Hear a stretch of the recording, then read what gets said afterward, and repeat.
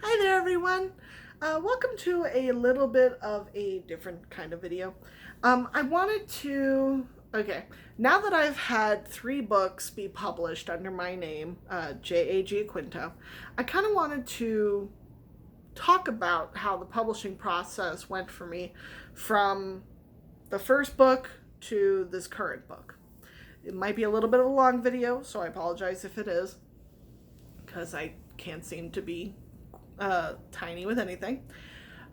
So before I even thought about publishing the first book, I'd had the idea for the Reaper series sort of loosely with one of my friends. I was talking about how it would be interesting to see Grim Reapers in like everyday life. So that's kind of where the idea took hold. And this was back in, I want to say 2017, like late 2017. And I kind of played around with the idea a little bit. And then I actually started to draft it. And I'm like, okay, this is pretty good. And I got all the way to the end of it, which is rare, which at the time was very rare for me. I rarely ever finished any kind of manuscript. But with this one, I actually did finish it. And I thought, this is awesome. I love this story. I love the characters. And I want to publish this. So from the time that I decided to do that, it was about June of 2018, I decided to do this. So about that time, my husband had been working at a watch shop, and his boss was not only a manager, but he was also a teacher at the university here in Vegas. And I asked him, it's like, hey, can you look over my manuscript? Tell me what you think.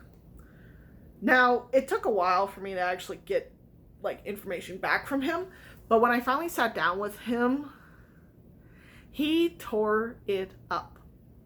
He basically said my main character was flat, that there was amateur writing throughout, that I switched between past and present tense so often he had trouble keeping track of what I was actually trying to say. I overused adverbs. I had so many punctuation errors, he would have bloodied up the page if he had actually marked them down. The only 2 characters he really liked were 2 of my Reaper characters, but everything else about what he had read, mind you, he hadn't read the entire thing, but he had read a good portion of it. It was just a mess. And I was gutted. Absolutely gutted. Because previously I had shown the first chapter to my co-writer, Lux. And I remember this conversation, and I remember them giving me similar critique. It was a lot gentler than what my husband's boss had given me. But they basically said very similar things, and I got super defensive about it. And it almost made Lux not want to do any kind of beta reading for me after that. And it wasn't until I had him basically tear my book up that I realized that it's like, I need to listen to what he's saying. He's telling me how I can make this better. And that's when I literally started to do a complete rewrite. I took the story from the ground up. I fixed it. I added probably double the amount of words that it originally had, because it was only 34,000 plus words in its first form, and then when I finished it, it was at 76,000. So I more than doubled it. And I had taken the time to actually learn more about my main character, Piper, and it was honestly one of the more gratifying things that came about it.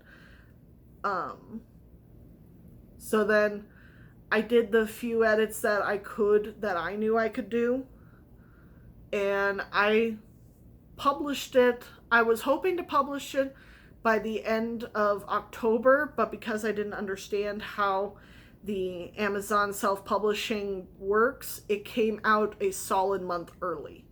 so I couldn't do a pre-order on it. I had to stop the paperback from happening, and I had a pretty rough time of it when it came to it being published. And it taught me a lot of lessons about it. At that same time, I had gone to what's called the Las Vegas Book Fest. And it is a gathering of authors, publishers, marketers, aspiring writers and readers. And it's literally a place where everyone could just come together and show their love of reading and writing, of course. And there was a workshop I went to about publishing through a small group.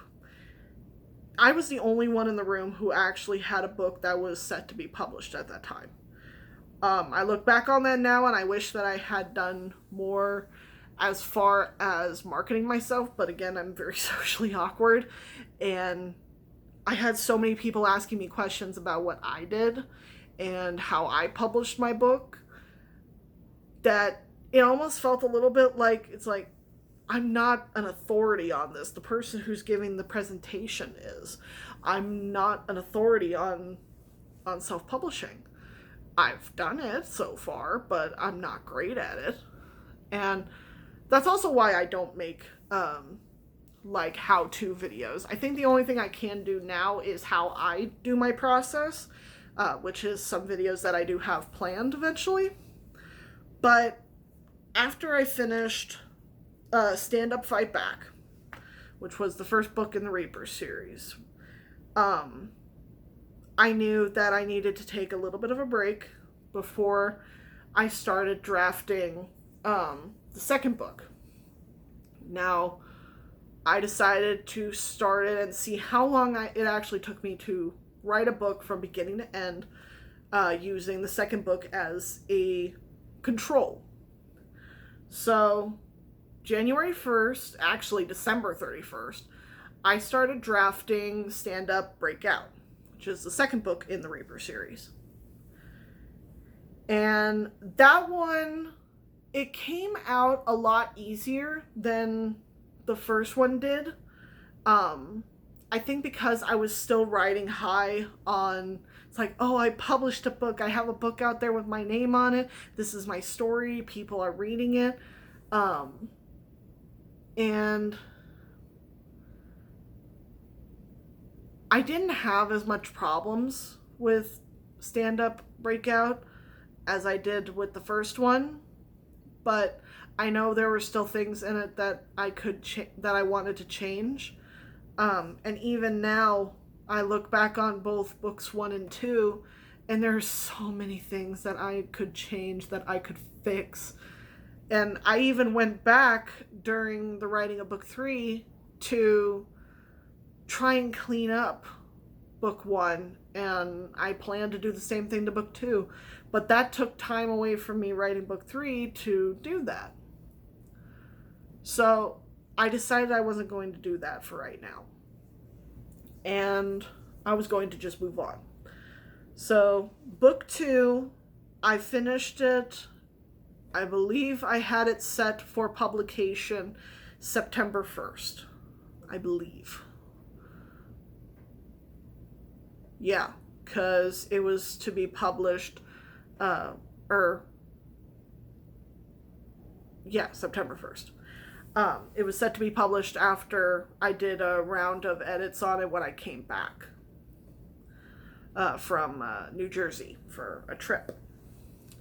So I did all that one, and then I immediately threw myself into doing the first draft starting October 1st on Stand Up, Obtain Control, which is the third book in the series.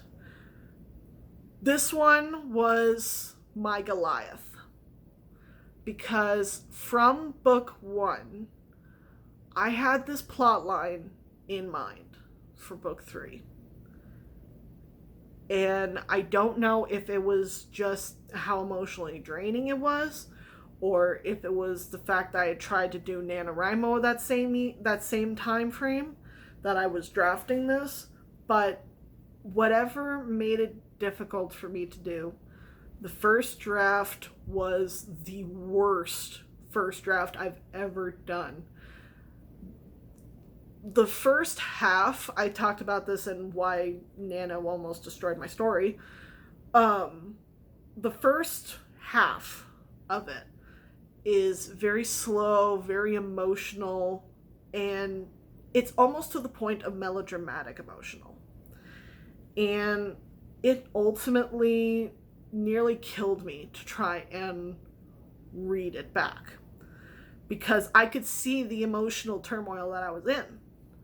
Now, like I said, I don't know if it was officially from what happened with my Nano story, or if it was just the subject matter that I was dealing with this particular book, but something in it just struck me really hard, and I don't know why. I have my theories, but your guess is as good as mine. And what ended up happening is I kept to my timeline of 8 to 9 months, and I pushed myself so hard through it. I took January to completely edit it, or I finished it in November. I started it in September. And I took December slowly to try and force myself to actually get it done, get the edits done. And then January 1st, I hit the ground running trying to do a full edit, a full rewrite, and fix what I had screwed up. And I was down to the wire. I was so close down to the wire of the 3 months of rewriting. And that's ultimately what led me to changing my process, because it wasn't working. And the third book was so hard for me to actually get done, because even when I was going through the edits for it the second time around, it still felt like it was fighting me back. It was not coming as easily as Stand Up Breakout did. It was almost like it didn't want to work with me at all. It didn't want to give an inch. And it even came down to when this quarantine happened that I was still trying to finish it. I was trying to get it published I wanted to have it out May 1st, but I ended up having to push it forward until June 1st because it was fighting me so hard. And it didn't just fight me on the manuscript level. It also fought me in the cover level. I spent a good solid 4 weeks that last month, which is why I couldn't publish it, just fighting with the cover. The cover was literally like blowing a raspberry in my face. It did not want to work with me. And I finally got it fixed. It's not perfect. The cover isn't because of all I had to do to fix it and get the dimensions right for Amazon, it doesn't look like the cover that I wanted it to look like. There are some errors, but because of everything that was going on, I just wanted it out. And God love my cover designer, Etienne. She was so great about fixing all of the errors that I had made and getting it to where it needed to be as far as I could publish it with. But there were things that happened on my end that it did not work out. And that's ultimately why book 3, Stand Up and Take Control, even though the story is probably the strongest out of all 3 of them, it fought me every step of the way. And ultimately, it's what changed my mind about how I need to publish things, how I need to write things. It taught me leagues more. Like, I learned a shit ton when I wrote Stand Up, Fight Back. I learned so many things from that. I learned so many things from Stand Up, Breakout. Obtain Control fought me every step of the way, and it forced me out of my comfort zone so that I had to figure out how to fix it, how to be better, how to get better at my craft, get better at writing everything. It fought me. And while I'm sitting here being upset by it, I couldn't be happier about what it taught me and what it forced out of me. And that's ultimately why I have shifted gears the way that I have, and why I am trying to find what works for me. Because the emotional breakdown that I had with Stand Up, Obtain Control, I hope to never have again. But if I do, I want to be prepared to be able to fix it, so that it's not going to be a complete and utter mess like it was. And that's kind of where we leave off right now. I am working on the 4th book I'm planning on publishing. I have taken a hiatus from the Reaper series. I don't know when I'm going to get back to it. I know I want to finish the last 4 books, mostly for myself. And if no one else reads it, other than me, just being able to get the story out, I'd be okay with that. I'd be upset, but I'd be okay with it, because it's a story that I wanted to tell. And it has taught me so much about writing. It has taught me so much about the craft of writing, how I am as a writer, how I am as a storyteller, how I am with making an engaging story that will reach down and grab you. And I can't thank it enough for teaching me that. I'm more sorry that I now have to put them on the back burner, because there are other things that I need to learn. There are other things I need to work on. And I want to give it the respect that it deserves. Because after the first 3 books, I had snippets of scenes that I wanted to do. Things for plot, over the overarching plot. I had no idea what I was going to do for the actual books themselves. I knew basic things I needed to have in there, but nothing like I had for books 1, 2, and 3. So that's ultimately another reason I decided to step away from the Reaper series for now. And I will go back to it eventually. I don't know when. I don't know if it's even a good idea if I go back. But I know I want to finish it in my heart, because the story is not done. And I hate leaving things undone if they still matter to me. And this story matters. So we will see what happens with it. But ultimately, I'm happy where I am now as far as my publishing journey. I've learned a lot.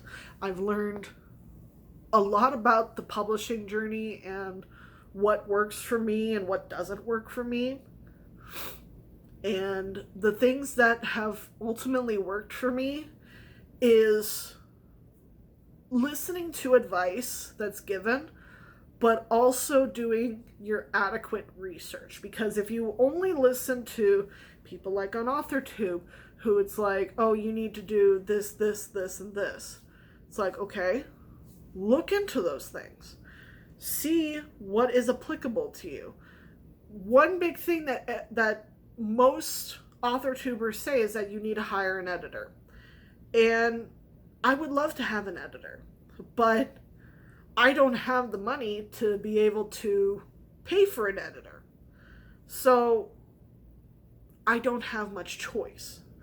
And that has kind of, much like everything with my writing craft, it has forced me to get better at editing and making sure that I check for as many errors as I can. And that's also allowed me to look into programs that can help me find the things that I miss. And also having beta readers who help me.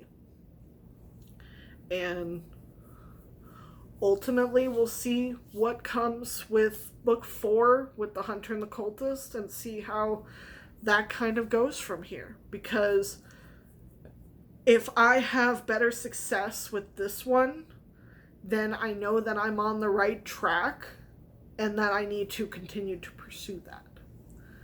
So I thank you all for watching. I know this was just a little bit longer than I normally do, but then again, I kind of like long videos personally. And I hope you all have your own journeys that you're wanting to take us on. And I would love to hear about your journeys. If you want to talk about your publishing journey or your writing journey, I'd love to hear about it. I'd love to hear how people get to where they are now or where they want to go and how they're going to get there. So, thank you all for watching, and I'll see you all in the next video. Bye-bye.